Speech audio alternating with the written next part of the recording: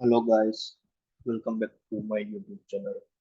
So today in this video we are going to solve this problem which is minimum swaps to sort. So this is the one of the problem from searching and sorting in Coder's Army sheet. There from there you can find the link of the code. Okay, link of the program. So what's this problem steps? So let's read it. Given an array of n distinct elements, find the minimum number of swaps required to sort the array in strictly increasing order. So what are the things? First is we have given an array. Then second thing, distinct element. Yeah, the thing. These are the very important for the edge cases. Then distinct elements. The third thing is what we have to do. Find minimum number of swaps required to sort the array. We have to find the swaps to sort the array. Okay. So these are the constraints we have, and we have to find the answer. Okay. Now, what we are gonna do? First, let's try with the example. Which example states that? So, given an array. So, in the example, we have given an array 2, 8, 5 for distinct elements. Yeah, this is also to now swap to sort. Now, we have to do the swapping in such a way that with the minimum number of swapping, we can sort this array. So how we can do this? So let's see, we are swapping this two element, and what we are getting? We are getting 2, 4, 5, 8. So number of swaps are just one swap, because with the help of one swap we can do this thing. Yeah, so that's our answer for this example, and swap is between 8 and 4. We are changing the position of 8 and 4. Okay, now let's look at the another example which is given in here only. 10, 19, 6, 3, 5. So how we can do it with the help of minimum swap? So I think let's swap first these two. Here it's not like that we have to shift only if we are shifting first from left, then we have to swap with the last from the right. No, you can swap any two elements. So after the swap one, what we are getting? We are getting the 3, 19, 6, 10, 5. Now we are swapping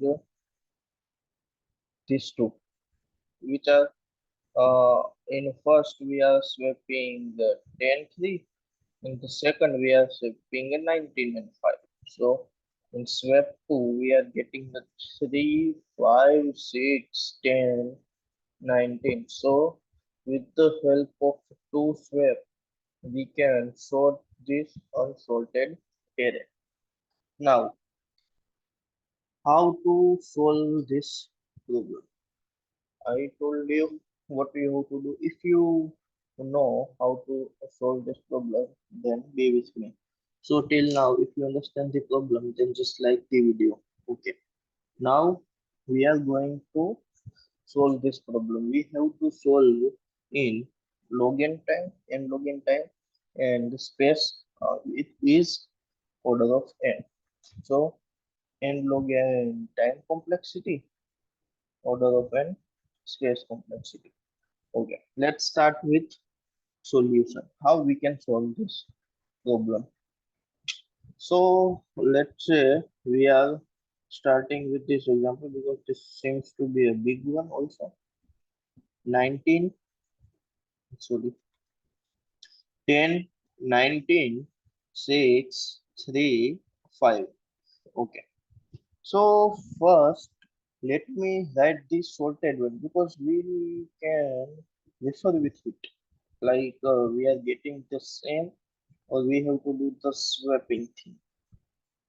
10, 19. Okay, I think this color, this color is visible to you, I guess. Okay. Now what we are doing? So we are just checking one thing. What thing we are checking? We are checking if this 10 is it's in right place or not. Right place means if we are talking about the sorted array, so this 10 should be in its correct position. What do you want to say?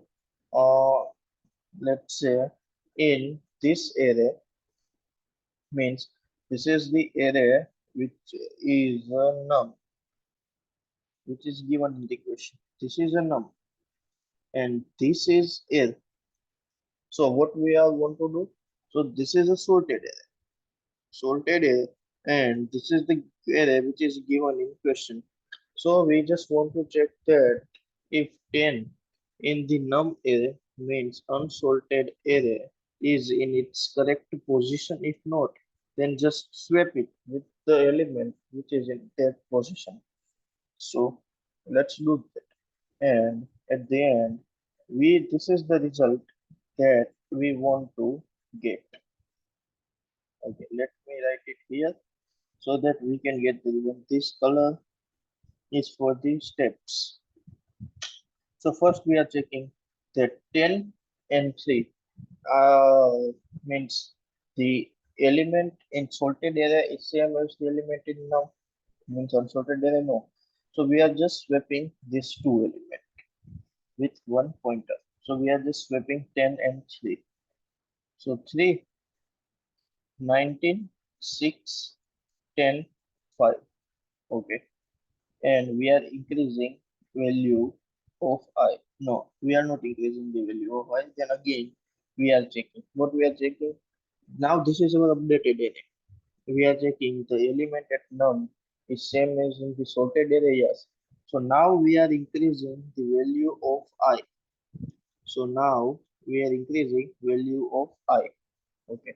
Now check for the second position. Means for num of 1 equal to a of 1.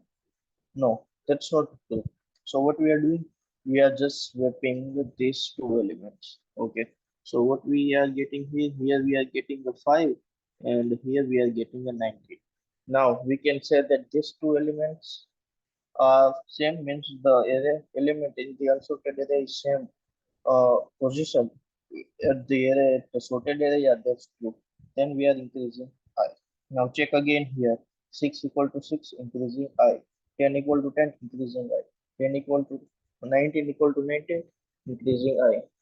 First, and at the last, we just have to put a count to check for number of steps. When we are checking when we put the count, we are putting the count when we are just swapping the elements. If in the unsorted array and the sorted array they are not in the right place. Okay, I think you understood what we have to do to solve this problem. Okay, now let's solve the problem is the code. Let's understood about the code. So I am directly showing you the code, and if you want the code, then you'll find it in the description. There is a link. From the link, you can get the code. I am telling you the code in Java language. So based on your comfortability, you can change in whatever language you want to code. Okay. So, but okay, I forgot to tell you about you that how you can doing it. So as we know that we have to keep in mind here two things. First thing, we have a sorted array and the position of the element. So we have to keep a two thing in mind while writing the code. So for that, we are using a hash set. And what we are doing with the hash set, we are just keeping a key value pair, key as the element and the value as the index. Okay, and after that we are sorting it and then put into the hash set and just we are comparing it. Okay, let me explain you the code. So this is the code. Okay, let's start here. So this is the hash map. I'll also do a dry run here. So if you find any problem, you can ask in the comment section. So here we are creating a hash map of integer, comma integer means key value pair. Now this is another array for the referencing purpose. Means first the code first creates a sorted version of array nums called L. Means in the question we have given the nums, but we are converting for the reference in array. So we are just copying the value into array. After that we are sorting the array. So we have two array. The first one is with unsorted and the second is sorted for the reference. Now we know that we have to put two things in the map, the element and its index. Okay. Now for I equal to 0. Now what we are doing, we are just checking if the elements at their position is at the correct place or not. So what we have to do, so we are checking here map dot get nums I. So let me do this traversing again so you better understood this. So we are putting our I here. This is at 0. So this is the map. So we are creating a map with elements and the index. And the map looks like map we are creating with 3, 0, 5, 1, 6, 2, 10, 3, 19, 4. So what's this? This is the element means key. This is the value means index that you can see here array of I and I. This is the sorted. Why it's sorted? Because we are copying the value from air. And in previous we saw that we are just sorting the array with arrays dot sort. Okay. Now what we are doing here? Now we are just checking with nums array. So let me take it here so that it will not make a confusion. Let me make it big also. Okay. Now let's do the traversing. So map dot get nums I. Here we have I. Okay. Nums 0, 10. So the value index means 10. We have 3. We are checking 3 equal to 0. No, it means that the value at nums 0 is not at its correct place. The value should be at the different place than a zeroth index. Okay, so we are going to the else part, and what we are doing here in the else part, we are just swapping 10 and 3. How we can do this? As you can see here, we are just taking a temporary variable in which what we are putting. So temp equal to nums of map dot get nums of I means nums of 0.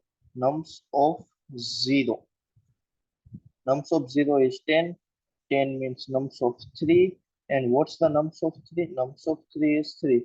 So temp contain 3 and nums of I contain 10. We are just swapping these two elements. Okay, so as you can see that here uh, 3, here 10. We are doing this in nums array only. Okay, this array is for reference purpose, but we are converting into this map. Now again we are checking I less than n. Yes, I less than n. Then we are checking these two are at the same location. Yeah. Then we are increasing I. Now the thing is that when we are sweeping, we are keeping the count here. So count means here I took a result. You can put a count or any variable, and the number of sweeps we can get from here.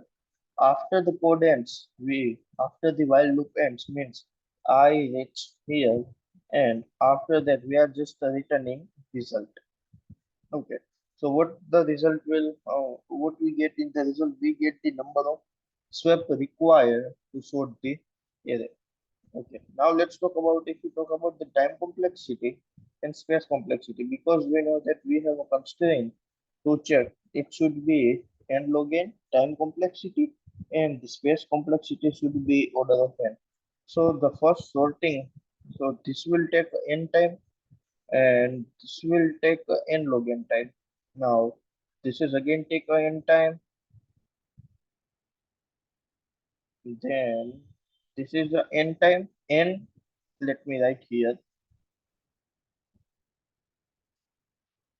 n n log n n. Now again n, and this is also n. So the overall time complexity order of n log n time complexity, and space complexity is order of n because we are taking the array here. So this is the code that you can find in the link description. The code you can find in the description. This is the intuition. If you are talking about the complaints, then the Microsoft asked this question. So this is all about this question. If you like this video, then do like and share with your friends. Thank you.